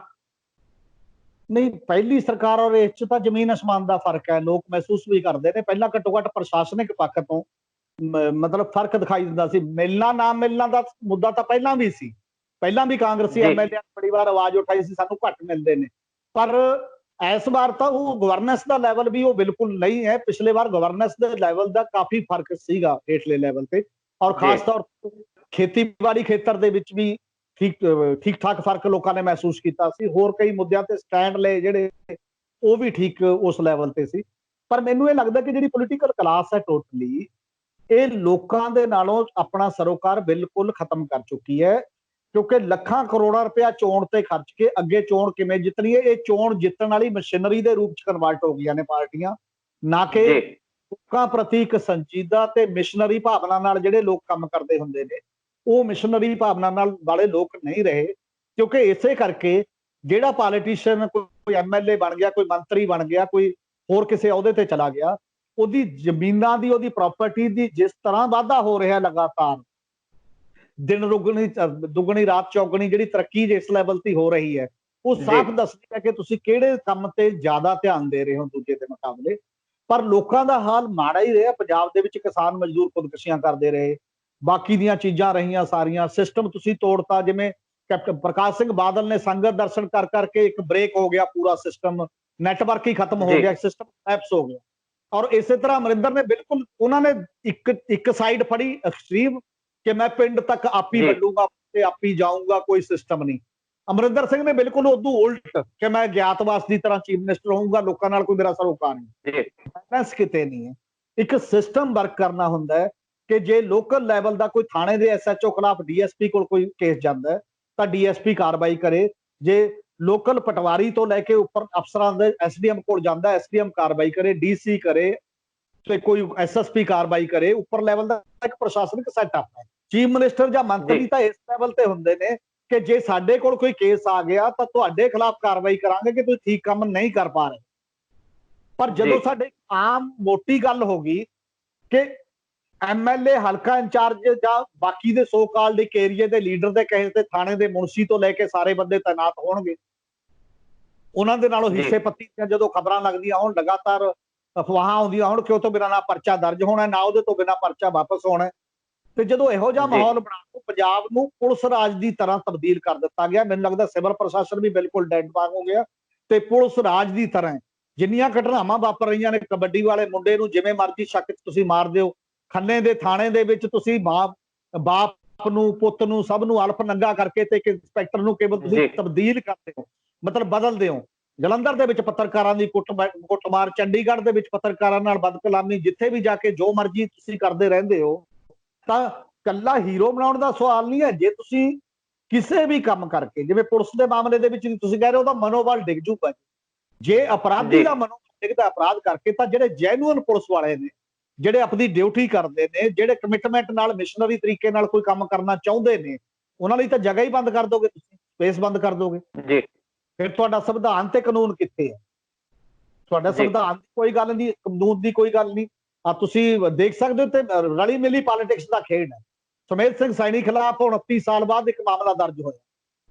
3 ਦਿਨ ਕਿਵੇਂ ਦਿੱਤੇ ਗਏ? 3 ਦਿਨ ਆਮ ਸਿੰਪਲ ਬੰਦੇ ਨੂੰ ਦਿੰਦੇ ਨੇ ਕਿ ਉਹਤੇ ਰੇਡ ਨਾ ਹੋਵੇ, ਉਹਨੂੰ ਗ੍ਰਿਫਤਾਰ ਨਾ ਕੀਤਾ ਜਾਵੇ, ਕਿ ਜਿੰਨਾ ਚਿਰ ਅਗਾਊਂ ਜ਼ਮਾਨਤ ਨਹੀਂ ਹੁੰਦੀ ਉਹਨਾਂ ਚਿਰ ਕੋਈ ਰੇਡ ਨਹੀਂ, ਕੋਈ ਗ੍ਰਿਫਤਾਰੀ ਨਹੀਂ। ਜੀ ਬਾਕੀ ਆਮ ਬੰਦੇ ਨੂੰ ਕੋਈ ਖੁੱਲਾ ਟਾਈਮ ਦਿੰਦੇ ਹੋ, ਕਿਸੇ ਗਰੀਬ ਆਦਮੀ ਦਾ ਕੋਈ ਕ੍ਰਾਈਮ ਛੋਟਾ ਜਿਹਾ ਹੋ ਜੇ, ਉਹ ਨਹੀਂ ਮਿਲਦਾ, ਉਹਦੇ ਬਾਪ ਨੂੰ ਚੱਕ ਕੇ ਲੈ ਜਾਂਦੇ ਹੋ, ਉਹਦੇ ਭਰਾ ਨੂੰ ਚੱਕ ਕੇ ਲੈ ਜਾਂਦੇ ਹੋ, ਉਹਨੂੰ ਕਹਿੰਦੇ ਹੋ ਵੀ ਪੇਸ਼ ਕਰੋ, ਨਹੀਂ ਤਾਂ ਤੁਹਾਨੂੰ ਨਹੀਂ ਛੱਡਦੇ। ਉਹਦੇ ਲਈ ਇਹ ਕਾਨੂੰਨ ਹੈ ਤੇ ਦੂਜੇ ਕਿਸੇ ਬੰਦੇ ਹੋਰ ਕਾਨੂੰਨ ਹੈ। ਕਾਨੂੰਨ ਦਾ ਰਾਜ ਤਾਂ ਬਹੁਤ ਦੂਰ ਦੀ ਗੱਲ ਹੈ ਪੰਜਾਬ ਦੇ ਵਿੱਚ। ਇਸੇ ਕਰਕੇ ਬਹੁਤ ਵੱਡਾ ਇੱਕ ਸਵਾਲ ਜਾਂ ਨਿਸ਼ਾਨ ਹੈ ਕਿ ਜਿਹੜੀ ਨਾਗਰਿਕ ਦੀ ਰਿਸਪੈਕਟ ਦਾ ਸਵਾਲ ਹੈ, ਲੋਕਾਂ ਪ੍ਰਤੀ ਜਵਾਬਦੇਹੀ ਦਾ ਸਵਾਲ ਹੈ, ਉਸ ਪੱਧਰ ਦੇ ਉੱਤੇ ਸੋਚਣਾ ਇਹ ਅਜੇ ਸਾਡੇ ਪੋਲੀਟੀਸ਼ੀਅਨ ਦਾ ਹਿੱਸਾ ਨਹੀਂ। ਜਿੱਦਣ ਜਿਹੜਾ ਵੀ ਪੋਲੀਟੀਸ਼ੀਅਨ ਇਹ ਕਹਿੰਦਾ ਕਿ ਅਫਸਰ ਗਲਤ ਕਰ ਰਹੇ ਨੇ, ਉਹਨਾਂ ਅਫਸਰਾਂ ਦੀ ਤਾਕਤ ਨੂੰ ਵੀ ਚੁਣੌਤੀ ਉਦੋਂ ਹੀ ਮਿਲੇਗੀ ਜਿੱਦਣ ਲੀਡਰ ਲੋਕਾਂ ਦੇ ਨਾਲ ਖੜ ਕੇ ਕਹਿਣਗੇ ਕਿ ਤੁਸੀਂ ਇਹਨਾਂ ਦਾ ਕੰਮ ਨਹੀਂ ਕਰ ਰਹੇ। ਅਜੇ ਲੀਡਰ ਇਹ ਕਹਿ ਰਹੇ ਆ, ਕੋਈ ਵੀ ਐਮਐਲਏ ਤੁਸੀਂ ਸੁਣੋ, ਐਮਐਲਏ ਕਹਿ ਰਿਹਾ ਐਸਐਚਓ ਮੇਰੀ ਨਹੀਂ ਮੰਨਦਾ, ਉਹ ਇਹ ਨਹੀਂ ਕਹਿੰਦਾ ਐਸਐਚਓ ਲੋਕਾਂ ਦੀ ਨਹੀਂ ਸੁਣਦਾ। ਉਹ ਪਬਲਿਕ ਆਫਿਸ ਆ, ਲੋਕ ਆਉਂਦੇ ਨੇ ਤੇ ਲੋਕ ਬੇਇੱਜ਼ਤ ਹੋ ਕੇ ਚਲੇ ਜਾਂਦੇ ਨੇ। ਇਹ ਭਾਸ਼ਾ ਇਹ ਦੱਸ ਰਹੀ ਹੈ ਕਿ ਤਾਕਤ ਮੈਨੂੰ ਦਿਓ, ਮੇਰੀ ਸੁਣੇਗਾ, ਮੇਰੇ ਮੁਤਾਬਕ ਕੰਮ ਕਰੇਗਾ ਤਾਂ ਲੋਕਾਂ ਦੇ ਹੋਣ ਨਾ ਹੋਣ ਮੈਨੂੰ ਕੋਈ ਗਿਲਾ ਨਹੀਂ। ਜੀ ਡੈਮੋਕ੍ਰੇਸੀ ਇਹ ਜਿਹੜੀ ਜੀ ਤੁਸੀਂ ਇੱਕ ਨੁਕਤਾ ਜਿਹੜਾ ਵਿਚਾਰਿਆ ਕਿ ਜਿਹੜੀ ਮਿਸ਼ਨਰੀ ਤਰੀਕੇ ਨਾਲ ਕੰਮ ਕਰਨ ਦੀ ਜ਼ਰੂਰਤ ਹੈ, ਜਿਹੜਾ ਇਸ ਵੇਲੇ ਕਰਦੇ ਨਹੀਂ ਨਜ਼ਰ ਆਏ। ਮਿਸ਼ਨਰੀ ਹੋਵੇ ਨਾ ਹੋਵੇ, ਪਰ ਇਹਨਾਂ ਦੇ ਮਿਸ਼ਨ ਜ਼ਰੂਰ ਮੈਨੂੰ ਲੱਗਦਾ ਕਿ ਇਹਨੂੰ ਟੀਚੇ ਤੇ ਜਾਂਦੇ ਪਏ ਆ। ਜਿਨ੍ਹਾਂ ਮੰਤਰੀਆਂ ਨੂੰ ਲੱਗਦਾ ਕਿ ਸਾਡਾ ਮਿਸ਼ਨ ਕੈਪਟਨ ਅਮਰਿੰਦਰ ਸਿੰਘ ਨਾਲ ਵਫਾਦਾਰੀ ਦਿਖਾਉਣਾ ਆ, ਉਹ ਫਿਰ ਵਿਰੋਧ ਕਰਨ ਵਾਲਿਆਂ ਨੂੰ ਘਰੋਂ ਘਰੀ ਜਾ ਕੇ ਧਮਕਾਉਂਦੇ ਵੀ ਨਜ਼ਰ ਆਉਂਦੇ ਆ। ਤੇ ਜਿਨ੍ਹਾਂ ਦਾ ਮਿਸ਼ਨ ਇਹ ਹੈਗਾ ਕਿ ਅਸੀਂ ਆਪਣਾ ਪੱਖ ਦੇਖਣਾ ਆ ਜਾਂ ਮੁੱਖ ਸਕੱਤਰ ਦੇ ਨਾਲ ਸਾਡੇ ਜਿਹੜੇ ਟਕਰਾਅ ਹੁੰਦੇ ਪਏ, ਅਸੀਂ ਉਸ ਚੀਜ਼ ਨੂੰ ਦੇਖਣਾ ਪਹਿਲ ਦੇ ਆਧਾਰ ਤੇ ਉਹ ਆਪਣੇ ਤਰੀਕੇ ਨਾਲ ਕੰਮ ਕਰਦੇ ਪਏ। ਇਹ ਮਿਸ਼ਨ ਜਿਹੜੇ ਆਪੋ ਆਪਣੇ ਤੱਕ ਸੀਮਤ ਹੈ ਇਹਨਾਂ ਸਿਆਸੀ ਲੀਡਰਾਂ ਦੇ, ਮੰਤਰੀਆਂ ਦੇ, ਤਾਂ ਕਰਕੇ ਇਹ ਸਾਰਾ ਕੁਝ ਹੋ ਰਿਹਾ। ਇਹ ਪਾਟੋ ਧਾੜ ਤਾਂ ਕਰਕੇ ਨਜ਼ਰ ਆ ਰਹੀ ਹੈ ਜਾਂ ਇਹਦੇ ਪਿੱਛੇ ਕਾਰਨ ਕੁਝ ਹੋਰ ਵੀ ਤੁਹਾਨੂੰ ਨਜ਼ਰ ਆਉਂਦੇ ਨੇ ਹਮੀਤ ਸਿੰਘ ਜੀ? ਮੈਨੂੰ ਇਹ ਲੱਗਦਾ ਕਿ ਅੱਜ ਕੱਲ ਜਿਸ ਲੈਵਲ ਦੇ ਸਾਡੇ ਕੋਲ ਬੰਦੇ ਨੇ, ਉਹਨਾਂ ਦੀਆਂ ਕਮਜ਼ੋਰੀਆਂ ਫੜ ਕੇ ਰੱਖਦਾ ਕੋਈ ਵੀ ਮੇਨ ਬੰਦਾ ਜਿਹੜਾ ਉੱਪਰ ਬਹਿ ਜਾਂਦਾ ਕਿਸੇ ਨੇ। ਇਹ ਗਵਰਨਮੈਂਟ ਆਫ ਇੰਡੀਆ ਤੋਂ ਲੈ ਕੇ ਨਰਿੰਦਰ ਮੋਦੀ ਦੀ ਗਵਰਨਮੈਂਟ ਤੋਂ ਲੈ ਕੇ ਜਿਸ ਤਰ੍ਹਾਂ ਤੁਸੀਂ ਬਿਹੇਵ ਕਰਦੇ ਹੋ ਹੇਠਾਂ ਤੱਕ ਦਾ ਲੋਕਾਂ ਦੇ ਨਾਲ, ਉਹ ਸਭ ਦੇ ਸਾਹਮਣੇ ਹੈ ਕਿ ਕਿਹੜੇ ਆਦਮੀਆਂ ਤੇ ਪਰਚੇ ਦਰਜ ਕਰਨਾ, ਕਿਹੜਿਆਂ ਤੇ ਨਹੀਂ। ਦਿੱਲੀ ਦੇ ਵਿੱਚ ਜੇਕਰ ਸਪੋਜ਼ ਕਰੋ, ਇੱਕ ਮਿਸਾਲ ਮੈਂ ਇਹ ਦੇਣਾ ਵੀ ਜੇਕਰ ਜਦੋਂ ਰਾਈਟਸ ਹੋਏ ਨੇ, ਉਹਨੂੰ ਰਾਈਟਸ ਨਾ ਕੋਈ ਇੱਕ ਕਮਿਊਨਿਟੀ ਦੇ ਖਿਲਾਫ ਸੀਗੇ, ਖਾਸ ਤੌਰ ਤੇ ਮੁਸਲਮਾਨ ਕਮਿਊਨਿਟੀ ਦੇ, ਤੇ ਉਹਨਾਂ ਉੱਤੇ ਪਰਚੇ ਦਰਜ ਹੋਣ ਲੱਗ ਗਏ। ਤੁਸੀਂ ਜਾਮੀਆ ਦੇ ਵਿਦਿਆਰਥੀ ਲੱਭ ਰਹੇ ਹੋ, ਉੱਤੇ ਪਰਚਾ ਦਰਜ ਕਰ ਦਿਓ। ਕਿਸੇ JNU ਦੇ ਵਿਦਿਆਰਥੀ ਲੱਭਦੇ ਹੋ, ਕੋਈ ਹੋਰ ਜਿਹੜੇ ਡੈਮੋਕ੍ਰੈਟਿਕ ਸਟਰਗਲ ਕਰਦੇ ਸੀ। ਭੀਮਾ ਕਾਰੇਗਾਂਵ ਦਾ ਜਿਹੜਾ ਕੇਸ ਸੀ, ਉਹਦੇ ਚ ਸਾਨੂੰ ਸਾਬਰੇ ਨੂੰ ਤੇਲ ਤੁੰਬੜੇ ਤੋਂ ਲੈ ਕੇ ਵੱਖ-ਵੱਖ ਜਿਹੜੇ ਗੌਤਮ ਨੌਲਖਾ ਤੱਕ ਦੇ ਜਿਹੜੇ ਅੰਦਰ ਨੇ, ਜਿਨ੍ਹਾਂ ਦੇ ਖਿਲਾਫ ਕਾਰਵਾਈ ਕਰਨੀ ਚਾਹੀਦੀ ਸੀ, ਉਹਨਾਂ ਦੀ ਹੋ ਰਹੀ ਉਲਟੇ ਪਾਸੇ ਹੋ ਰਹੀ। ਇਸੇ ਤਰ੍ਹਾਂ ਸਾਡੇ ਵੀ ਪੰਜਾਬ ਕੋਈ ਉਹਦੇ ਤੋਂ ਵੱਖਰਾ ਨਹੀਂ ਹੈ। ਪੰਜਾਬ ਦੇ ਵਿੱਚ ਵੀ ਹੁਣ ਇਹ ਹੋ ਰਿਹਾ ਕਿ ਕਿਉਂਕਿ ਅਫਸਰਾਂ ਨੂੰ ਵੀ ਔਰ ਪੋਲੀਟੀਸ਼ੀਅਨ ਦਾ ਵੀ, ਜਿਹੜਾ ਚੀਫ ਮਿਨਿਸਟਰ ਜਦੋਂ ਬਣ ਜਾਂਦਾ, ਉਹਦੇ ਆਲੇ ਦੁਆਲੇ ਬੰਦੇ ਨੇ, ਉਹਨਾਂ ਨੂੰ ਕਮਜ਼ੋਰੀਆਂ ਦਿਖਾਈ ਦਿੰਦੀਆਂ ਨੇ। ਹਰ ਬੰਦੇ ਨੂੰ ਕਮਜ਼ੋਰ ਬੰਦੇ ਨੂੰ ਝੁਕਾਉਣਾ ਵੀ, ਕਮਜ਼ੋਰ ਬੰਦੇ ਨੂੰ ਡਰਾਉਣਾ ਵੀ। ਉਹਦੇ ਕੋਲ ਵਿਜੀਲੈਂਸ ਹੈ, ਉਹਦੇ ਕੋਲ ਪੁਲਿਸ ਹੈ, ਉਹਦੇ ਕੋਲ ਇੰਟੈਲੀਜੈਂਸ ਹੈ, ਸਭ ਕੁਝ ਹੈ। ਤਾਂ ਉਹ ਜੇ ਬੋਲਣਾ ਵੀ ਚਾਹੁੰਦਾ ਕਿਸੇ ਜਗ੍ਹਾ ਜਾ ਕੇ, ਉਹ ਆਪਣੀ ਕਮਜ਼ੋਰੀ ਬਸ ਬੋਲਣ ਦੀ ਹੈਸੀਅਤ ਨਹੀਂ ਰੱਖਦਾ। ਉਹ ਧੜੱਲਾ ਖਤਮ ਹੋ ਗਿਆ ਹੈ ਸਿਆਸਤਦਾਨ ਚ। ਇੱਕਾ ਦੁੱਕਾ ਬੰਦੇ ਨੇ ਜਿਨ੍ਹਾਂ ਨੂੰ ਲੋਕ ਕਹਿੰਦੇ ਨੇ, ਜਿਨ੍ਹਾਂ ਦਾ ਨਾਮ ਪ੍ਰਗਟ ਸਿੰਘ ਦਾ ਨਾਮ ਲੈਂਦੇ ਨੇ ਕਿ ਉਹ ਬੋਲ ਰਿਹਾ ਜੀ, ਕਿਉਂਕਿ ਉਹਦੇ ਤੇ ਕੋਈ ਇਹੋ ਜਿਹਾ ਇਲਜ਼ਾਮ ਨਹੀਂ ਹੈ। ਅਗਲਾ ਕਹਿ ਵੀ ਦਿੰਦਾ ਮੇਰੇ ਤੇ ਕੋਈ ਕਮਜ਼ੋਰੀ ਨਹੀਂ ਹੈ, ਉਹ ਸਿੱਧੂ ਦਾ ਨਾਮ ਲੈ ਦਿੰਦੇ ਨੇ। ਪਰ ਕੋਈ ਮੂਵਮੈਂਟ ਨਹੀਂ ਬਣਾ ਰਿਹਾ ਅਸਲ ਦੇ ਵਿੱਚ, ਕੋਈ ਲੋਕਾਂ ਨੂੰ ਨਾਲ ਲੈ ਕੇ ਕੋਈ ਉਸ ਪੱਧਰ ਦੀ ਗੱਲ ਨਹੀਂ ਕਰ ਰਿਹਾ। ਗੱਲ ਕੇਵਲ ਹੁਣ ਬੋਲਣ ਤੱਕ ਨਹੀਂ ਹੈ, ਲੋਕਾਂ ਦੇ ਸਰੋਕਾਰਾਂ ਨੂੰ ਅੱਗੇ ਤੱਕ ਲਿਜਾਣ ਦੀ ਹੈ। ਕਾਂਗਰਸ ਹਾਈ ਕਮਾਨ ਇੰਨੀ ਕਮਜ਼ੋਰ ਹੋ ਚੁੱਕੀ ਹੈ। ਅੱਗੇ ਤਾਂ ਜਦੋਂ ਮਜ਼ਬੂਤ ਸੀ ਹਾਈ ਕਮਾਨ, ਉਦੋਂ ਤਾਂ ਉੱਥੇ ਨੂੰ ਭੱਜ ਲੈਂਦੇ ਸੀ ਤੇ ਉਹ ਦਿੱਲੀ ਚ ਮੀਟਿੰਗਾਂ ਸੱਦਦੀ ਸੀ ਤੇ ਉਹ ਕਿਸੇ ਚੀਫ ਮਿਨਿਸਟਰ ਨੂੰ ਇੱਧਰ ਉੱਧਰ ਕਰਨ ਦੀ ਹੈਸੀਅਤ ਰੱਖਦੀ ਸੀ। ਹੁਣ ਇਹ ਵੀ ਪਤਾ ਹੈ ਅਮਰਿੰਦਰ ਸਿੰਘ ਨੂੰ ਵੀ ਕਿ ਉਹਦੀ ਉਹਨਾਂ ਵਜੂਦ ਨਹੀਂ ਬਚਿਆ ਕਿ ਉਹ ਅਮਰਿੰਦਰ ਸਿੰਘ ਨੂੰ ਪਾਸੇ ਹਟਾ ਕੇ ਸ਼ਾਇਦ ਦੂਜੇ ਕਿਸੇ ਨੂੰ ਹੱਲਾਸ਼ੇਰੀ ਦੇ ਦੇ ਉਸ ਪੱਧਰ ਦੇ ਉੱਤੇ। ਇਹ ਵੀ ਇੱਕ ਰੀਜਨ ਹੈ, ਇੱਕ ਸੰਤੁਲਨ ਦਾ ਜਿਹੜਾ ਲੈਵਲ ਹੈ ਪੋਲਿਟਿਕਸ ਦਾ, ਉਹ ਹੋਰ ਤਰ੍ਹਾਂ ਦਾ ਬਣਿਆ ਹੋਇਆ, ਜਿਹੜਾ ਪੁਰਾਣਾ ਨਹੀਂ ਹੈ। ਇਸ ਕਰਕੇ ਦੋਨੋਂ ਹੀ ਗੱਲਾਂ ਨੇ। ਮੈਨੂੰ ਲੱਗਦਾ ਕਿ ਸਾਰਿਆਂ ਦਾ ਹੀ ਆਪੋ ਆਪਣਾ ਉਦੇਸ਼ ਇਹ ਹੈ ਕਿ ਮੈਂ ਸਰਵਾਈਵ ਕਰਾਂ, ਉਹਦੇ ਨਾਲ ਵੀ ਚਿੰਬੜਿਆ ਰਹਾ, ਤੇ ਮੈਂ ਉਹਦੇ ਚੋਂ ਹਿੱਸੇ ਦੀ ਜੇਕਰ ਜਦੋਂ ਪ੍ਰੋਬਲਮ ਆਉਂਦੀ ਹੈ ਉਦੋਂ ਮੈਂ ਲੜਾਈ ਵੀ ਲੜਾਂ। ਤੇ ਚੀਫ ਸੈਕਟਰੀ ਨੇ ਵੀ ਕੀ, ਚੀਫ ਸੈਕਟਰੀ ਵੀ ਮਤਲਬ ਉਹ ਇਮਾਨਦਾਰ ਹੈ, ਬੇਈਮਾਨ ਹੈ, ਇਹ ਜਾਂਚ ਤੋਂ ਬਾਅਦ ਦਾ ਸਵਾਲ ਹੈ। ਚੀਫ ਸੈਕਟਰੀ ਜਾਂ ਕਿਸੇ ਅਫਸਰ ਦੀ ਜ਼ਰੂਰਤ ਉਦੋਂ ਪੈਂਦੀ ਹੈ ਜਦੋਂ ਉਹਨੂੰ ਲੋੜੋਂ ਵੱਧ ਥਾਪੜਾ ਹੁੰਦਾ, ਜਾਂ ਉਹਨੂੰ ਸਾਹਮਣੇ ਵਾਲਿਆਂ ਦੀਆਂ ਕਮਜ਼ੋਰੀਆਂ ਦਾ ਪਤਾ ਹੁੰਦਾ ਬਹੁਤ ਜ਼ਿਆਦਾ। ਬਿਲਕੁਲ, ਹੋਰ ਕੋਈ ਤਰੀਕਾ ਹੋ ਸਕਦਾ ਨਹੀਂ। ਅਫਸਰ ਦੀ ਜ਼ਰੂਰਤ ਥੋੜੀ ਹੁੰਦੀ ਹੈ ਕਿ ਇੱਕ ਚੁਣੇ ਗਏ ਨੁਮਾਇੰਦੇ, ਮਿਨਿਸਟਰ ਔਰ ਉਸ ਲੈਵਲ ਦੇ ਬੰਦਿਆਂ ਦੇ ਨਾਲ ਕੋਈ ਗੱਲ ਇਸ ਲੈਵਲ ਦੀ ਹੋ ਜਾਏ। ਔਰ ਇਹ ਜੀ ਆਪਣੇ ਅੰਦਰ ਵੀ ਇੱਥੇ ਝਾਤ ਮਾਰਨੀ ਚਾਹੀਦੀ ਹੈ, ਪਰ ਨਾਲ ਦੀ ਨਾਲ ਇਹ ਮੇਰਾ ਖਿਆਲ ਹੈ ਇੱਕ ਡਿਸਾਈਸਿਵ ਮੋਡ ਹੈ, ਫੈਸਲਾਕੁਨ ਮੋਡ ਹੈ। ਜੇ ਪੰਜਾਬ ਜੀ ਦੀ ਪੋਲੀਟੀਕਲ ਜਿਹੜੇ ਮਿਨਿਸਟਰ ਨੇ ਹੁਣ ਹਾਰ ਜਾਂਦੇ ਨੇ ਇਹ ਗੇਮ ਦੇ ਵਿੱਚ ਬਿਊਰੋਕ੍ਰੇਸੀ ਨਾਲੋਂ, ਚੀਫ ਮਿਨਿਸਟਰ ਬਿਊਰੋਕ੍ਰੇਸੀ ਦੇ ਨਾਲ ਖੜਦੇ ਨੇ ਉਸ ਪੱਧਰ ਦੇ ਉੱਤੇ, ਤਾਂ ਡੈਮੋਕ੍ਰੈਟਿਕਲੀ ਚੁਣੀਆਂ ਸਰਕਾਰਾਂ ਤੇ ਬਹੁਤ ਵੱਡਾ ਸਵਾਲੀਆ ਨਿਸ਼ਾਨ ਹੈ। ਫਿਰ ਸਿਸਟਮ ਕੇਵਲ ਇਸ ਗੱਲ ਲਈ ਹੈ ਕਿ ਤੁਸੀਂ ਨੋਮੀਨੇਟ ਕਰ ਲਿਆ ਕਰੋ ਬੰਦੇ, ਇੱਕ ਬੰਦੇ ਨੂੰ ਅਧਿਕਾਰ ਦੇ ਦਿਆ ਕਰੋ, ਉਹ ਆਪਣੀ ਇੱਕ ਮਿਨਿਸਟਰੀ ਚੁਣ ਲਿਆ ਕਰੇਗਾ, ਫਿਰ ਮਤਲਬ ਵੱਖ-ਵੱਖ ਬੰਦੇ ਚੁਣਨ ਦਾ ਲੋਕਾਂ ਦਾ ਕੋਈ ਰਾਈਟ ਦਾ ਕੋਈ ਮਤਲਬ ਨਹੀਂ ਬਚਿਆ ਚੋਣਾਂ। ਮਤਲਬ ਨਹੀਂ ਬਚੂਗਾ। ਇੱਥੇ ਇੱਕ ਚੀਜ਼ ਹੋ ਰਿਹਾ ਹਮੀਰ ਸਿੰਘ ਜੀ, ਹੁਣ ਦੋ ਨੁਕਤੇ ਤੁਸੀਂ ਕਾਂਗਰਸ ਹਾਈ ਕਮਾਂਡ ਦਾ ਜ਼ਿਕਰ ਕੀਤਾ, ਇੱਕ ਪਰਸੈਪਸ਼ਨ ਇਹ ਵੀ ਬਣੀ ਰਹੀ ਹੈ ਕਿ ਪੰਜਾਬ ਦੇ ਵਿੱਚ ਇੱਕ ਧਿਰ ਕਿਤੇ ਇੰਨੀ ਮਜ਼ਬੂਤ ਕਾਂਗਰਸ 'ਚ ਨਾ ਹੋ ਜਾਵੇ ਕਿ ਉਹ ਹਾਈ ਕਮਾਂਡ ਨੂੰ ਚੁਣੌਤੀ ਦੇਣ ਲੱਗ ਪਵੇ, ਜਿੱਦਾਂ ਦਿੱਤੀ ਵੀ ਗਈ ਹੈ ਕੈਪਟਨ ਅਮਰਿੰਦਰ ਸਿੰਘ ਦੇ ਵੱਲੋਂ, ਜਿੱਦਾਂ ਪ੍ਰਧਾਨਗੀ ਪ੍ਰਤਾਪ ਸਿੰਘ ਬਾਜਵਾ ਦੇ ਕੋਲੋਂ ਖੋਹ ਕੇ ਆਪਣੀ ਝੋਲੀ ਦੇ ਵਿੱਚ ਪਵਾਈ ਗਈ ਸੀਗੀ ਉਸ ਦੌਰ ਦੇ ਵਿੱਚ। ਇਸ ਕਰਕੇ ਇੱਕ ਧੜਾ ਆਪ ਹਾਈ ਕਮਾਂਡ ਪੰਜਾਬ ਦੇ ਵਿੱਚ ਕਾਂਗਰਸ ਦੇ ਵਿੱਚ ਹੀ ਖੜਾ ਕਰਦੀ ਹੈ ਤਾਂ ਕਿ ਮਜ਼ਬੂਤ ਇੱਕ ਧਿਰ ਨਾ ਹੋਵੇ।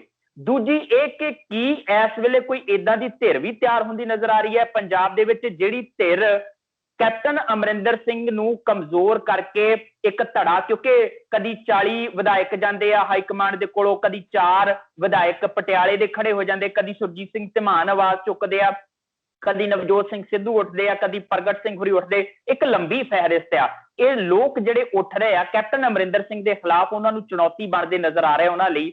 ਇਹ ਧਿਰ ਕੋਈ ਤਖਤਾ ਪਲਟ ਵਾਲੇ ਤਰੀਕੇ ਵੱਲ ਨੂੰ ਵੱਧਦੀ ਨਜ਼ਰ ਆ ਰਹੀ ਹੈ, ਜਾਂ ਇਹ ਕੇਂਦਰ ਦੀ ਜਾਂ ਇਹਨਾਂ ਦੀ ਹਾਈ ਕਮਾਂਡ ਜਿਹੜੀ ਆ ਉਹਦੀ ਫੈਲਾਈ ਹੋਈ ਜਿਹੜੀ ਆ ਚਾਲ ਆ, ਸ਼ਤਰੰਜ ਜਿਹੜੀ ਖੇਡੀ ਜਾ ਰਹੀ ਉਹਦੇ ਵੱਲੋਂ, ਉਹਦੇ ਇਹ ਮੋਹਰੇ ਏਦਾਂ ਖੇਡਦੇ ਨਜ਼ਰ ਆ ਰਿਹਾ? ਮੈਨੂੰ ਲੱਗਦਾ ਕਿ 1.5 ਸਾਲ ਸਰਕਾਰ ਦਾ ਰਹਿ ਗਿਆ, ਪ੍ਰੈਕਟੀਕਲੀ 7-8 ਮਹੀਨੇ ਨੇ, ਅਗਲੇ ਲਾਸਟ ਸਾਲ ਤਾਂ ਫਿਰ ਚੋਣਾਂ ਦੇ ਵਿੱਚ ਹੀ ਲੰਘ ਜਾਂਦਾ ਕਿ ਕੌਣ ਕਿਹਨੂੰ ਟਿਕਟ ਮਿਲੇਗੀ, ਕੀ ਹੋਏਗਾ ਕੀ ਨਹੀਂ ਹੋਏਗਾ। ਔਰ ਹਾਈ ਕਮਾਂਡ ਦੇ ਵਿੱਚ ਚਾਹੇ ਇਸ਼ਾਰਾ ਹੋਵੇ ਵੀ, ਪਰ ਇੰਨੀ ਹਿੰਮਤ ਨਹੀਂ ਹੈ ਮੈਨੂੰ ਲੱਗਦਾ ਹੁਣ, ਕਿਉਂਕਿ ਰਾਹੁਲ ਗਾਂਧੀ ਦਾ ਪ੍ਰਧਾਨਗੀ ਵੈਸੇ ਹੀ ਛੱਡ ਕੇ ਚਲੇ ਗਏ ਤੇ ਮਜਬੂਰੀ 'ਚ ਸੋਨੀਆ ਗਾਂਧੀ ਨੂੰ ਪ੍ਰਧਾਨਗੀ ਅਡਾਪਟ ਕਰਨੀ ਪਈ ਹੋਈ। ਔਰ ਅਮਰਿੰਦਰ ਸਿੰਘ ਲਗਾਤਾਰ ਜਿਹੜੇ ਨੈਸ਼ਨਲ ਲੈਵਲ ਦੇ ਮੇਜਰ ਇਸ਼ੂ ਰਹੇ ਨੇ, ਜਿਹੜੇ ਆਈਡੀਓਲੋਜੀਕਲ ਇਸ਼ੂ ਰਹੇ ਨੇ, ਵਿਚਾਰਧਾਰਕ ਇਸ਼ੂ ਰਹੇ ਨੇ, ਉਦੋਂ ਨਰਿੰਦਰ ਮੋਦੀ ਦੀ ਲਾਈਨ ਨੂੰ ਟੋ ਕਰਦੇ ਰਹੇ ਨੇ ਕਾਂਗਰਸ ਦੀ ਲਾਈਨ ਦੇ ਬਾਵਜੂਦ। ਤੇ ਹਾਈ ਕਮਾਂਡ ਨੇ ਕੋਈ ਕਦੇ ਮੈਂ ਨਹੀਂ ਦੇਖਿਆ ਕਿ ਉਹਨਾਂ ਦੀ ਜਵਾਬ ਤਲਬੀ ਕਦੇ ਕਰ ਸਕੀ ਹੋਵੇ ਕਿ ਤੁਸੀਂ ਇਹ ਸਟੈਂਡ ਕਿਉਂ ਲੈ ਰਹੇ ਹੋ ਇਹਨਾਂ ਮੁੱਦਿਆਂ ਤੇ, ਜਦੋਂ ਕਿ ਕਾਂਗਰਸ ਪਾਰਟੀ ਇੱਕ ਹੋਰ ਸਟੈਂਡ ਲੈ ਰਹੀ ਹੈ। ਔਰ ਇਸ ਕਰਕੇ ਇੱਕ ਸਿਸਟਮ ਚੱਲ ਹੀ ਰਿਹਾ। ਪਰ ਅਮਰਿੰਦਰ ਸਿੰਘ ਦੇ ਖਿਲਾਫ ਕੋਈ ਇੱਕ ਆਦਮੀ ਦੇ ਇਰਦ ਗਿਰਦ ਬੰਦੇ ਇੰਨੇ ਲਾਮਬੰਦ ਹੋ ਜਾਣ, ਅਜੇ ਇਹੋ ਜਿਹਾ ਸੈਂਟਰ ਕੋਈ ਨਜ਼ਰ ਨਹੀਂ ਆ ਰਿਹਾ, ਕਿਉਂਕਿ ਬੰਦਿਆਂ ਨੂੰ ਨਾਲ ਕੈਰੀ ਕਰਕੇ ਚੱਲਣ ਦੀ ਜਿਹੜੀ ਇੱਕ ਸਮਰੱਥਾ ਹੁੰਦੀ ਹੈ, ਉਹਦੇ ਵਿੱਚ ਜਿਹੜੀ ਇੱਕ ਸੰਜਮ ਹੁੰਦਾ ਹੈ, ਉਹਨਾਂ ਦੇ ਨਾਲ ਉਹਨਾਂ ਨੂੰ ਨਾਲ ਸ਼ੇਅਰ ਹੋਲਡਰ ਬਣਾਉਣਾ ਵੀ ਹੁੰਦਾ ਹੈ, ਨਾਲ ਫੈਸਲਿਆਂ 'ਚ ਵੀ ਭਾਗੀਦਾਰ ਬਣਾਉਣਾ ਹੁੰਦਾ ਹੈ। ਇਹ ਲੀਡਰ ਹੌਲੀ ਹੌਲੀ ਅਮਰ ਹੁੰਦੇ ਨੇ, ਲੀਡਰ ਆਪਣੇ ਆਪ ਨਹੀਂ ਆਉਂਦੇ। ਕਾਂਗਰਸ ਦੇ ਇਹ ਲੀਡਰ ਕੋਈ ਸਟਰਗਲ ਚੋਂ ਨਹੀਂ ਆਏ ਹੋਏ, ਹੁਣ ਦੀ ਜਿਹੜੀ ਕਲਾਸ ਹੈ ਇਹ ਕੋਈ ਆਰਗੇਨਾਈਜੇਸ਼ਨ ਚੋਂ ਨਹੀਂ ਆਈ ਹੋਈ ਕਿ ਜਿਹਨੂੰ ਇਹ ਸਮਝ ਹੋ ਜੇ ਕਿ ਲੋਕਾਂ ਨੂੰ ਨਾਲ ਕਿਵੇਂ ਰੱਖੀ। ਇਹ ਇਸੇ ਤਰੀਕੇ ਨਾਲ ਆਏ ਹੋਏ ਨੇ ਅਲੱਗ-ਅਲੱਗ ਪਰਿਵਾਰਾਂ, ਅਲੱਗ-ਅਲੱਗ ਚੀਜ਼ਾਂ ਦੇ ਵਿੱਚੋਂ। ਇਸ ਕਰਕੇ ਉਹ ਬਹੁਤ ਕਮੀ ਹੈ ਜਿਹਦਾ ਫਾਇਦਾ ਉਠਾਇਆ ਜਾ ਉਸ ਪੱਧਰ ਦੇ ਉੱਤੇ। ਲੀਡਰ ਮਨਪ੍ਰੀਤ ਨੂੰ ਮੰਨਿਆ ਜਾਏ, ਲੀਡਰ ਸੁਨੀਲ ਜਾਖੜ ਨੂੰ ਮੰਨਿਆ ਜਾਏ, ਲੀਡਰ ਨਵਜੋਤ ਸਿੱਧੂ ਨੂੰ ਮੰਨਿਆ ਜਾਏ, ਲੀਡਰ ਕੌਣ ਹੈ ਪ੍ਰਤਾਪ ਬਾਜਵੇ ਨੂੰ ਮੰਨਿਆ ਜਾਏ, ਮਤਲਬ ਸੁਰਲੀਬਾਜੀ, ਬਿਆਨਬਾਜ਼ੀਆਂ ਇੱਕ ਅਲੱਗ ਚੀਜ਼ ਹੁੰਦੀ ਹੈ, ਪਰ ਜਿਹੜਾ ਲੀਡਰ ਬਣਦਾ ਉਹਦੇ 'ਚ ਜੋਖਮ ਉਠਾਉਣ ਦੀ, ਉਹਦੇ ਕੋਲ ਰਿਸਕ ਲੈਣ ਦੀ ਕੈਪੈਸਿਟੀ ਵੀ ਹੋਣੀ ਚਾਹੀਦੀ ਹੈ। ਉਹ ਅਹੁਦਿਆਂ ਨੂੰ ਲੱਤ ਮਾਰ ਕੇ ਫੀਲਡ 'ਚ ਗੁਜ਼ਰਦਾ ਤੇ ਤੁਰਦਾ ਹੈ ਲੋਕਾਂ ਦੇ ਲਈ, ਲੋਕਾਂ ਦੇ ਆਸਤੇ ਲੀਡਰ ਇਮਰਜ ਹੁੰਦਾ। ਉਹ ਸਮਰੱਥਾ ਵਾਲਾ ਬੰਦਾ ਅਜੇ ਇਮਰਜ ਨਹੀਂ ਹੋ ਰਿਹਾ ਉਸ ਪੱਧਰ ਦੇ ਉੱਤੇ। ਨਵਜੋਤ ਸਿੱਧੂ ਨਾਲ ਸੈਂਟੀਮੈਂਟ ਲੋਕਾਂ ਦਾ ਮੰਨਿਆ ਜਾਂਦਾ ਰਿਹਾ, ਕਿਉਂਕਿ ਖਾਸ ਤੌਰ ਤੇ ਨਨਕਾਣਾ ਸਾਹਿਬ ਵਾਲੇ ਉਸ ਤੋਂ ਬਾਅਦ, ਔਰ ਕੋਰੀਡੋਰ ਜਿਹੜਾ ਕਰਤਾਰਪੁਰ ਸਾਹਿਬ ਵਾਲਾ ਸਾਰੇ ਮਾਮਲਿਆਂ ਦੇ ਵਿੱਚ। ਪਰ ਨਵਜੋਤ ਸਿੱਧੂ ਵੀ ਕਿਉਂਕਿ ਇਸ ਤਰੀਕੇ ਦੇ ਨਾਲ ਪੋਲਿਟਿਕਸ 'ਚ ਆਇਆ ਸੈਲੀਬ੍ਰਿਟੀ ਦੇ ਤੌਰ ਦੇ ਉੱਤੇ, ਉਹਦੇ ਕੋਲ ਆਰਗੇਨਾਈਜੇਸ਼ਨ ਕਿਵੇਂ ਰਨ ਕਰਨੀ ਹੈ, ਗਰਾਊਂਡ ਦੇ ਲੋਕਾਂ 'ਚੋਂ ਕਿਵੇਂ ਬੰਦੇ ਨਾਲ ਕੈਰੀ ਕਰਕੇ ਚੱਲਣਾ ਹੈ, ਇਹ ਕੋਈ ਐਕਸਪੀਰੀਅੰਸ ਨਹੀਂ। ਤੇ ਜਦੋਂ ਮਰਜ਼ੀ ਅਗਿਆਤ ਚਲੇ ਜਾਓ, ਚੀਫ ਮਿਨਿਸਟਰ ਮੰਗ 3-3 ਮਹੀਨੇ ਮਿਲੋ ਨਾ, ਲੋਕ ਕੋਈ ਇਹੋ ਜਿਹਾ ਆਗੂ ਨਹੀਂ ਚਾਹੁੰਦੇ ਕਿ 3-3 ਮਹੀਨੇ ਕੋਈ ਬੰਦਾ ਹੀ ਨਾ ਮਿਲੇ। ਇਹੋ ਜਿਹਾ ਹੀ ਬੰਦਾ ਤਾਂ ਅਮਰਿੰਦਰ ਹੈ ਫਿਰ, ਜਿਹੜਾ ਮਿਲ ਹੀ ਰਿਹਾ ਲੋਕਾਂ ਦੇ ਨਾਲ, ਕੋਈ ਸਰੋਕਾਰ ਨਹੀਂ ਤੇ ਉਹਦੇ ਕੋਲ ਫੀਡਬੈਕ ਵੀ ਨਹੀਂ ਪਹੁੰਚਾ ਸਕਦੇ ਕਿਸੇ ਤਰੀਕੇ ਦੇ ਨਾਲ ਜਾ ਕੇ। ਇਸ ਸੈਟਅਪ ਦੇ ਵਿੱਚ ਇੱਕ ਬਹੁਤ ਵੱਡਾ ਖਲਾ ਹੈ ਇਸ ਸਮੇਂ ਪੰਜਾਬ ਦੀ ਪੋਲਿਟਿਕਸ 'ਚ। ਅਕਾਲੀ ਦਲ ਵੀ ਲੋਕਾਂ ਦੇ ਮੂੰਹੋਂ ਅਜੇ ਉਤਰਿਆ ਹੋਇਆ, ਉਸ ਪੱਧਰ ਤੇ ਨਹੀਂ ਬਣ ਪਾ ਰਿਹਾ। ਆਮ ਆਦਮੀ ਪਾਰਟੀ ਦੀ ਵੀ ਉਹ ਗੱਲ ਨਹੀਂ ਬਣ ਰਹੀ। ਕਾਂਗਰਸ ਦੀ ਸਥਿਤੀ ਸਭ ਦੇ ਸਾਹਮਣੇ ਹੈ। ਪੰਜਾਬ ਬਹੁਤ ਪੋਲੀਟੀਕਲੀ ਬੁਰੇ ਦਿਨਾਂ ਦੇ ਵਿੱਚੋਂ ਗੁਜ਼ਰ ਰਿਹਾ, ਖਲਾਅ ਦੇ ਵਿੱਚੋਂ ਗੁਜ਼ਰ ਰਿਹਾ। ਸ਼ਾਇਦ ਇਸ ਖਲਾ ਚੋਂ ਕੀ ਪੈਦਾ ਹੋਏਗਾ, ਕਿਹੋ ਜਿਹਾ ਧਮੂਲ ਉੱਠੇਗਾ, ਕੋਈ ਗਲਤ ਰੰਗਤ ਲਈ ਜਾਂਦੀ ਹੈ ਜਾਂ ਕੋਈ ਜੈਨੂਅਨ ਪੋਲਿਟਿਕਸ ਸਾਹਮਣੇ ਆਉਂਦੀ ਹੈ, ਇਹ ਅਜੇ ਉਸ ਲੈਵਲ ਤੇ ਨਹੀਂ ਕਿਹਾ ਜਾ ਸਕਦਾ। ਜੀ ਅੱਛਾ, ਹੁਣ ਜਦੋਂ ਤੁਸੀਂ ਇਸ ਸਾਰੇ ਹਾਲਾਤਾਂ ਨੂੰ ਦੇਖਦੇ ਹੋ, ਕਾਂਗਰਸ ਦੇ ਵਿੱਚ ਜੋ ਕੁਝ ਹੋ ਵਾਪਰ ਰਿਹਾ ਆ ਜਾਂ ਆਉਣ ਵਾਲੇ ਦਿਨਾਂ ਦੀਆਂ ਵੀ ਕੁਝ ਸੰਭਾਵਨਾ ਬਣ ਰਹੀਆਂ ਕਿ ਕੁੱਲ ਮਿਲਾ ਕੇ ਆਹ ਕੁਝ ਹੀ ਹੋਏਗਾ, ਅਜੇ ਤੱਕ ਅੜੇ ਹੋਏ ਆ ਮੰਤਰੀ ਕਿ ਨਹੀਂ ਅਸਤੀਫਾ ਹੀ ਚਾਹੀਦਾ ਸਾਨੂੰ ਮੁੱਖ ਸਕੱਤਰ ਦਾ, ਉਧਰੋਂ ਕੈਪਟਨ ਸਾਹਿਬ ਕਿਸੇ ਨਾ ਕਿਸੇ ਤਰੀਕੇ ਨਾਲ ਟਰਕਾਉਂਦੇ ਨਜ਼ਰ ਆ ਰਹੇ ਇਹਨਾਂ ਸਾਰਿਆਂ ਨੂੰ, ਕੀ ਭਵਿੱਖ ਨਜ਼ਰ ਆਉਂਦਾ ਇਹਨਾਂ ਦੇ ਇਸ ਰੇੜਕੇ ਦਾ? ਕੋਈ ਸਿਰਾ ਬੰਨਾ ਨਿਕਲੇਗਾ ਜਾਂ ਫਿਰ ਇਹਨਾਂ ਦਾ ਕੋਈ ਨਾ ਕੋਈ ਹਿੱਤ ਫੇਰ ਆਣ ਕੇ ਟਿਕਾਣੇ ਤੇ ਬੈਠ ਜਾਏਗਾ, ਕਿਸੇ ਨੂੰ ਕੁਝ ਮਿਲ ਜਾਏਗਾ, ਕਿਸੇ ਨੂੰ ਕੁਝ ਮਿਲ ਜਾਏਗਾ ਤੇ ਫਿਰ ਗੱਲ ਆਈ ਗਈ ਕਰ ਦਿੱਤੀ ਜਾਏਗੀ? ਜੇ ਤਾਂ ਪਿਛੋਕੜ ਦੇਖਦੇ ਆ ਤਾਂ ਇਹੀ ਹੈ ਕਿ ਪਹਿਲਾਂ ਵੀ 20-25 ਐਮਐਲਏ ਨੇ ਇੱਕ ਗੁਰਦੁਆਰੇ 'ਚ ਸਹੁੰ ਖਾਧੀ ਸੀ, ਜਦੋਂ 3-4 ਬੰਦੇ ਐਡਵਾਈਜ਼ਰ ਬਣਾਤੇ, ਕਿਸੇ ਨੂੰ ਐਡਵਾਈਜ਼ਰ ਬਣਾਤਾ, ਕਿਸੇ ਨੂੰ ਸੈਕਟਰੀ ਬਣਾਤਾ, ਉਹ ਫਿਜ਼ਲ ਆਊਟ ਹੋ ਗਈ ਸਾਰੀ ਮੂਵਮੈਂਟ। ਸਹੁੰਆਂ ਖਾ ਕੇ ਮਤਲਬ ਅਰਦਾਸ ਕਰਦੇ ਹੋ ਤੁਸੀਂ, ਤੇ ਅਰਦਾਸ 'ਚ ਉਹ ਬੰਦੇ ਵੀ ਨੇ ਜਿਹੜੇ ਅੱਜ ਵੀ ਵੋਕਲ ਨੇ ਫਿਰ ਉਸ ਮਾਮਲੇ ਦੇ ਵਿੱਚ, ਜਿਹੜੇ ਐਡਵਾਈਜ਼ਰੀਆਂ ਲੈ ਕੇ ਹੀ ਚੁੱਪ ਹੋ ਗਏ। ਔਰ ਹੁਣ ਵੀ ਇਹ ਠੀਕ ਹੈ ਕਿ ਜੇ ਇਹਨਾਂ ਨੇ ਬਣਾ ਕੇ ਰੱਖਿਆ ਕੈਬਨਿਟ ਨੇ ਕਿ ਜੀ ਚੀਫ ਸੈਕਟਰੀ ਤਾਂ ਜਾਣਾ ਹੀ ਚਾਹੀਦਾ, ਚੀਫ ਸੈਕਟਰੀ ਨੂੰ ਤਾਂ ਮੁੱਖ ਮੰਤਰੀ ਨੂੰ ਫਿਰ ਭੇਜਣਾ ਪਊਗਾ ਜੇਕਰ ਤੁਸੀਂ ਸਟੈਂਡ ਲੈ ਲਿਆ, ਪਰ ਕੇਵਲ ਚੀਫ ਸੈਕਟਰੀ ਚਲੇ ਜਾਣ ਦੇ ਨਾਲ ਕੀ ਪੰਜਾਬ ਦੀਆਂ ਪ੍ਰੋਬਲਮ, ਜੋ ਪੰਜਾਬ ਦੀ ਪਾਲਿਸੀ, ਪੰਜਾਬ ਦਾ ਸਾਰਾ ਸੈਟਅਪ ਠੀਕ ਹੋ ਜਾਏਗਾ? ਉਹਦੇ ਤੇ ਤੁਹਾਡਾ ਕੋਈ ਬਕਰੇਵਾ ਨਹੀਂ। ਮੈਨੂੰ ਲੱਗਦਾ ਕੱਲਾ ਚੀਫ ਸੈਕਟਰੀ ਨੂੰ ਉਹ ਚੀਫ ਮਿਨਿਸਟਰ ਵੀ ਸ਼ਾਇਦ ਇਹ ਦਮ ਦੇਖ ਰਿਹਾ ਵੀ ਪੂਰਾ ਦਮ ਲਵਾ ਦਿਓ, ਕੇਵਲ ਇੰਨਾ ਹੀ, ਉਦੋਂ ਬਾਅਦ ਚੀਫ ਸੈਕਟਰੀ ਨੂੰ ਕਿਸੇ ਹੋਰ ਚੱਕ ਦਾ ਅਹੁਦਾ ਦੇ ਦਿਓ, ਕਿਉਂਕਿ ਅਗਸਤ ਤਾਂ ਵੈਸੇ ਹੀ ਜਾਣਾ ਹੈ, ਤੇ ਉਦੋਂ ਬਾਅਦ ਕਈ ਅਹੁਦੇ ਸੁਣਿਆ 1-2 ਅਹੁਦੇ ਤਿਆਰ ਪਏ ਨੇ ਜਿਹੜੇ ਅਗਲੇ 5-5 ਸਾਲਾਂ ਲਈ ਸੰਵਿਧਾਨਕ ਅਹੁਦੇ ਨੇ, ਤੇ ਉਧਰ ਕਿਤੇ ਸ਼ਿਫਟ ਕਰ ਦੇਣਗੇ 2 ਮਹੀਨੇ ਪਹਿਲਾਂ, ਤੇ ਬਾਕੀ ਸਾਰੇ ਮੰਤਰੀ ਪੁਰਾਣੀ ਤਨਖਾਹ ਤੇ ਕੰਮ ਕਰਨਗੇ, ਜਿਹੜਾ ਹੁਣ ਤੱਕ ਦਾ ਪਿਛਲਾ ਪਿਛੋਕੜ ਹੈ ਜਿਹੜਾ ਦੱਸ ਰਿਹਾ, ਤੇ ਮੈਨੂੰ ਨਹੀਂ ਲੱਗਦਾ ਕੋਈ ਵੱਡੀ ਤਬਦੀਲੀ ਦਾ ਸਵਾਲ। ਕੁੱਲ ਮਿਲਾ ਕੇ ਕਹੀਏ ਤੇ 2022 ਦੇ ਵਿੱਚ ਜੋ ਸਿਆਸੀ ਭਰਮ ਭੁਲੇਖੇ ਬਣਨੇ ਆ, ਉਹਨਾਂ ਨੂੰ ਲੈ ਕੇ ਵੀ ਲੋਕ ਇਸ ਸਮੇਂ ਦੁਚਿੱਤੀ 'ਚ ਨੇ, ਤੇ ਇਸ ਵੇਲੇ ਜਿਹੜੀ ਕਰੋਨਾ ਵਾਇਰਸ ਦੀ ਮਹਾਮਾਰੀ ਹੈ ਉਸ ਦਰਮਿਆਨ ਜਿਹੜੀਆਂ ਮੁਸ਼ਕਲਾਂ ਦਰਪੇਸ਼ ਨੇ ਲੋਕਾਂ ਦੇ, ਉਹਦਾ ਕਰਕੇ ਵੀ ਲੋਕ ਜਿਹੜੇ ਆ ਉਹ ਇਸ ਸਮੇਂ ਆਪਣੇ ਆਪ ਨੂੰ ਲੁੱਟਿਆ ਪੁੱਟਿਆ ਮਹਿਸੂਸ ਕਰਦੇ ਆ। ਸਰਕਾਰਾਂ ਦਾ ਹੋਣਾ ਨਾ ਹੋਣਾ ਇਸ ਸਮੇਂ ਇਹ ਤੈਅ ਮੰਨ ਲਿਆ ਜਾਵੇ ਕਿ ਲੋਕਾਂ ਲਈ ਕੋਈ ਮਾਇਨੇ ਨਹੀਂ ਰੱਖਦਾ। ਲੋਕਾਂ ਲਈ ਇੱਕੋ ਮਾਇਨਾ ਰੱਖਦਾ ਅੱਜ ਤੱਕ ਕਿ ਹੁਣ ਕੀ ਕੀਤਾ ਹੈ ਕਿ ਕਰਫਿਊ ਲਾ ਦਿਓ ਜੀ, ਕੱਲੀ ਪੰਜਾਬ ਸਟੇਟ ਹੈ ਔਰ ਮਿਡਲ ਕਲਾਸ ਉਹਨੂੰ ਵਾਅਵਾ ਕਰੀ ਜਾਂਦੀ ਹੈ ਕਿ ਸਭ ਤੋਂ ਵੱਡਾ ਪ੍ਰਸ਼ਾਸਕ ਅਮਰਿੰਦਰ ਸਿੰਘ ਹੈ ਜੀ ਕਰਫਿਊ ਲਾਉਣ ਨਾਲ।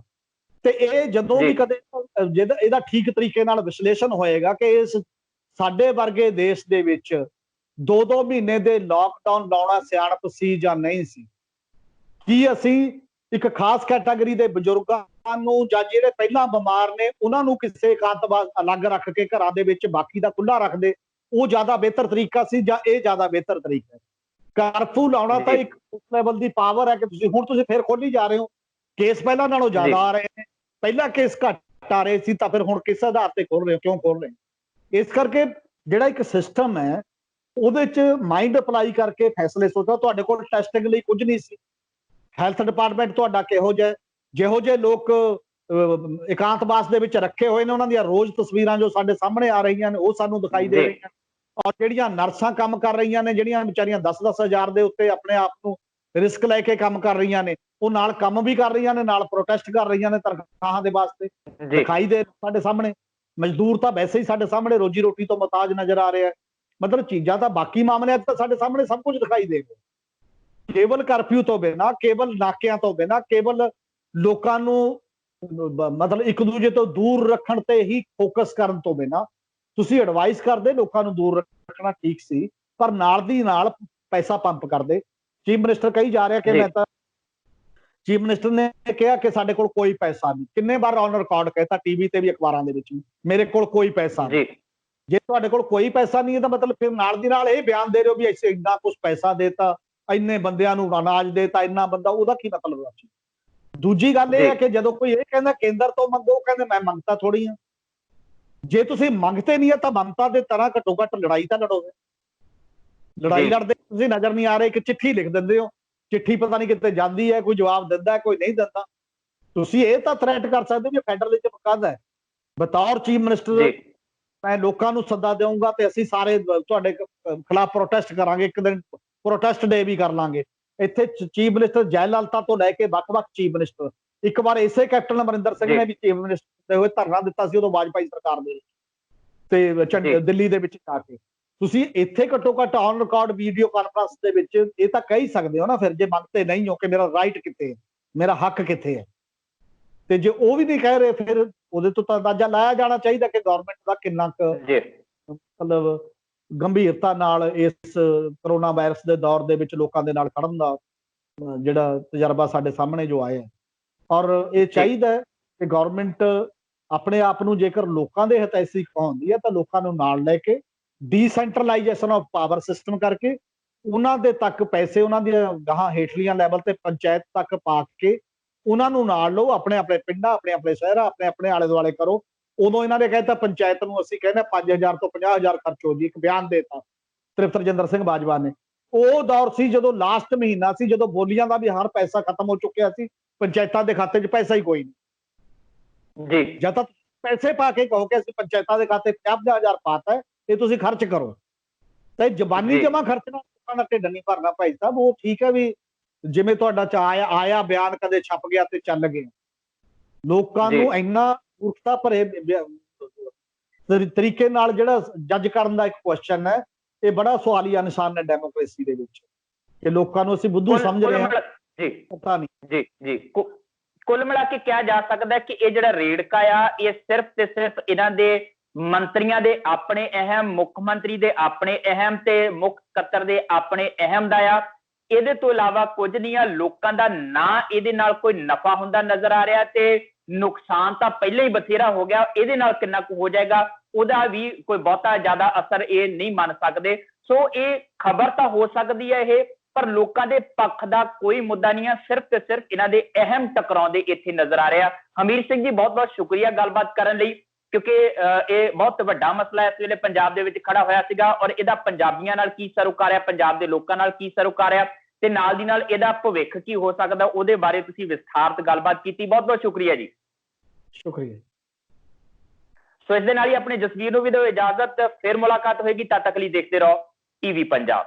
ਸਤਿ ਸ਼੍ਰੀ ਅਕਾਲ ਜੀ, ਮੈਂ ਨਿਰਮਲ ਮਾਨ ਊੜਾ ਟੈਕਸ ਸੈਟਲਮੈਂਟ ਤੋਂ। ਇਹ ਤੁਸੀਂ ਵੀਡੀਓ ਦੇਖ ਰਹੇ ਸੀ ਟੀਵੀ ਪੰਜਾਬ ਦੇ ਉੱਤੇ। ਇਹੋ ਜਿਹੇ ਹੋਰ ਜਾਣਕਾਰੀ ਭਰਪੂਰ ਵੀਡੀਓ ਦੇਖਣ ਵਾਸਤੇ ਟੀਵੀ ਪੰਜਾਬ ਦੇ ਚੈਨਲ ਨੂੰ ਸਬਸਕ੍ਰਾਈਬ ਕਰੋ ਤੇ ਨਾਲ ਹੇਠ ਦਿੱਤੇ ਹੋਏ ਬੈਲ ਆਈਕਨ ਦੇ ਬਟਨ ਦਬਾਓ। ਸਤਿ ਸ਼੍ਰੀ ਅਕਾਲ।